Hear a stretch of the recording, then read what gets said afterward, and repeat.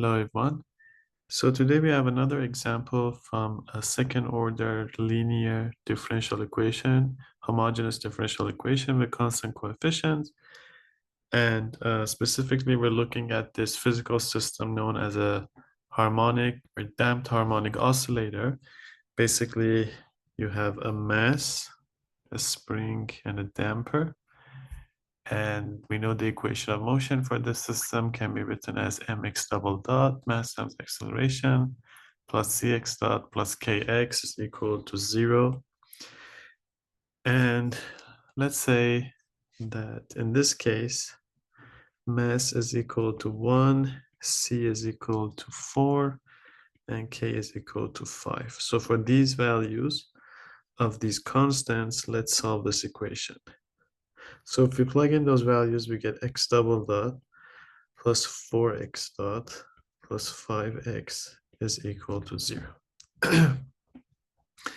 And here, x is the displacement of this mass, and t is time, our independent variable. X is our unknown function, t is our independent variable.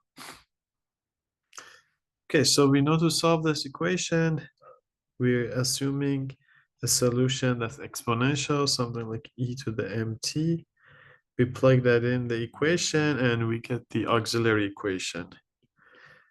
We get m squared plus 4m plus 5 equals to 0, right? So this part is called the auxiliary equation, and the roots of that will tell us the behavior of the system. So the roots of that auxiliary equation can be found using the quadratic formula.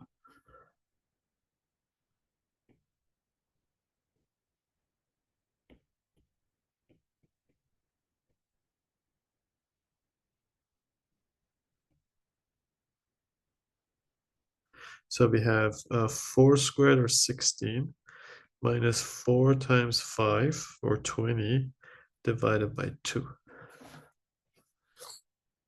Right? And now the problem is, what we have under the square root, that's a negative number, right? Because this will be negative 4 plus minus 16 minus 20 divided by 2. And of course, negative 4, that will give us the square root of negative 4 gives us an imaginary number, which is 2i. And then we divide by 2, we get just I. So the two roots of the auxiliary equation, also known as the characteristic equation, will be negative 4 divided by 2, or negative 2, plus minus negative 4. Square root of that is 2i divided by 2 is I. So these are the roots of the auxiliary equation. So we know that once we have a solution with, so remember, our solution is x is e to the mt, and now we just found m is a complex number. It has an imaginary part. And we know that in this case, the general solution will look like this. You have e to the real part, that's the negative 2t, times some constant a cosine the imaginary part, which is 1. So cosine of 1 times t plus b sine of 1 times t. Okay, so this part is this is called the general solution.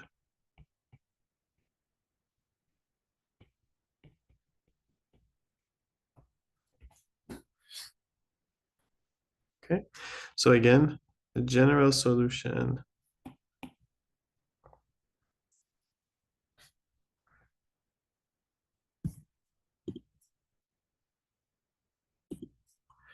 so again, the general solution in this case will be displacement as a function of time is e to the negative 2t, because that's the real part, times a cosine of the imaginary part, which is 1 times I, so cosine of 1t plus b sine of 1t.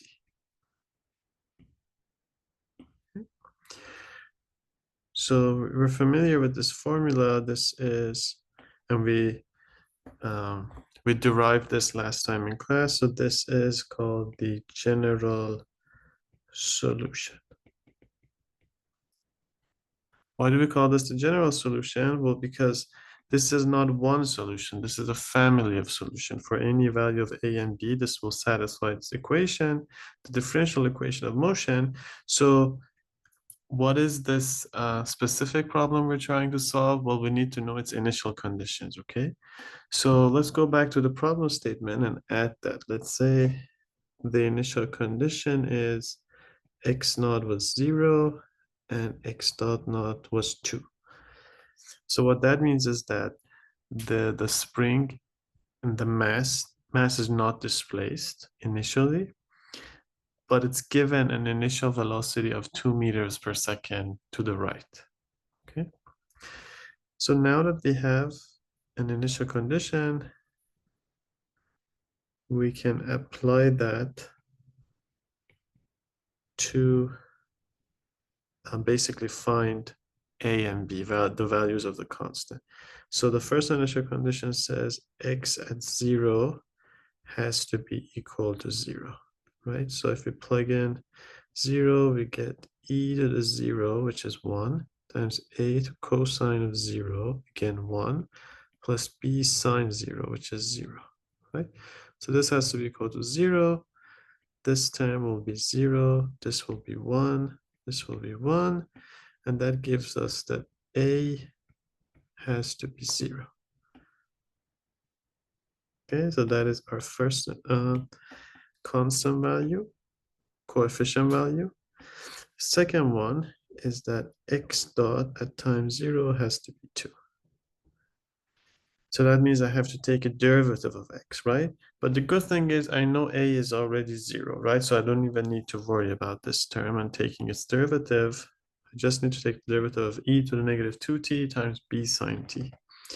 So that is negative 2 e to the negative 2t times b sine t plus b e to the negative 2t cosine t.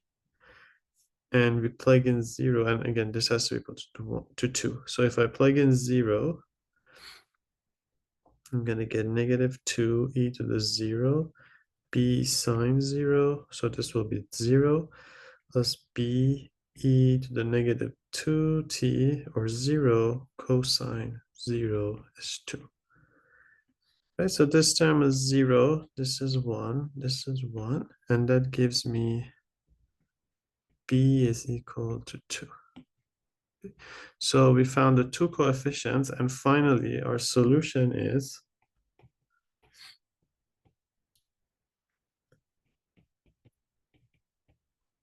e to the negative 2t times a, which was 0, so just b sine t, and b is 2. I'm going to put 2 before this, so we get 2 sine t, and that's the solution.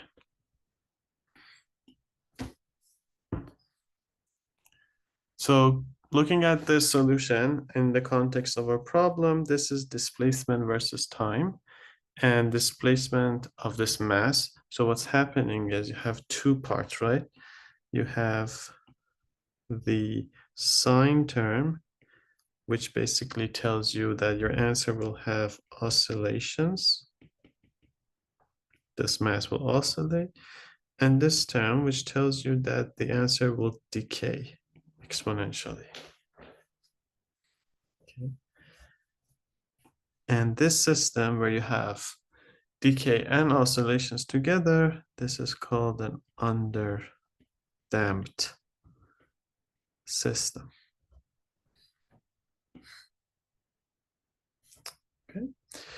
So now I'm going to switch to MATLAB to show you this solution, the plot of this solution.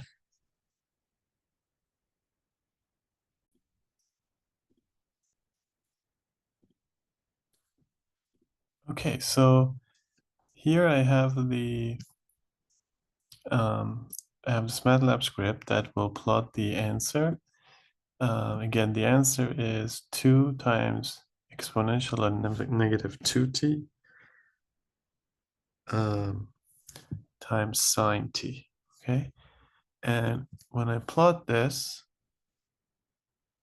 what you see is that you're getting basically it's really hard to see any oscillations, right? And I can show you this video again. Really just see this go up and down once. And the reason for this is that the decay rate is pretty high. It's a pretty large value. If I made this, if we could somehow manipulate the parameters such that the answer would be 0.2t, the decay rate would be much slower, and it would be much easier to see that, okay, this is oscillating and decaying. Okay, and maybe we can run that for a longer time, so we're actually able to see that. Tabs, right? So for example, here, right? So again, oscillating and decaying. Another good way of seeing just oscillations is if somehow, again, this is not the case here, you of course have damping, but if you didn't have damping, then you might get an answer that looks like this. And this is what kind of behavior? Well, of course, this is just pure oscillations. A pure sine function would look like this, right? So something like that. Run it for a shorter time.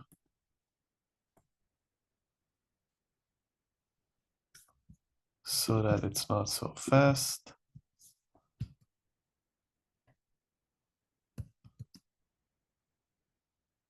Yeah.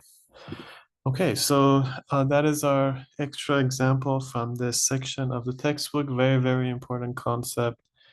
A very important section of the textbook, especially for us mechanical engineers.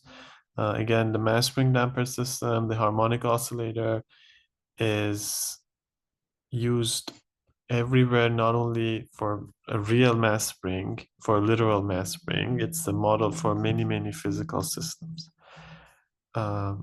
So that said, we're going to stop here and I'm going to share these notes with you and the MATLAB script. Thank you.